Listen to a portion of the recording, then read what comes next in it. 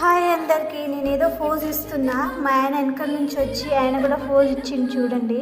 మా ఆయన ఈరోజు చికెన్ గ్రేవీ చేస్తున్నాడు అనమాట, అందుకోసం అని ఫోజ్ ఇచ్చిండు ఇందాక.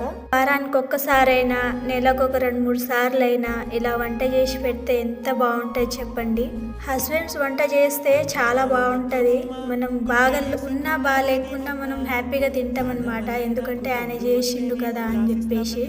మా ఆయన చికెన్ అయినా ఏ కర్రీ అయినా చాలా బాగా చేస్తాడు. చాలా వరకు మా ఆయనని నేర్పించిండు నాకు వంటలన్నీ, ఎందుకంటే ఆయన ఒక వంట మాస్టర్ అన్నమాట. అందుకోసమని ఆయనకు అన్ని వంటలు వచ్చు. ఇంకేంటి నువ్వు మీ ఆయన వంటలు చేసుకుంటా తినుకుసా కూర్చోండి, మాకెందుకు చెప్తున్నారని అనుకోకండి. మా కొన్ని హ్యాపీ మూమెంట్స్ మీతో షేర్ చేసుకుంటున్నాను అనమాట. మా వీడియో నచ్చితే లైక్ చేయండి, కామెంట్ చేయండి, సబ్స్క్రైబ్ చేసుకోండి.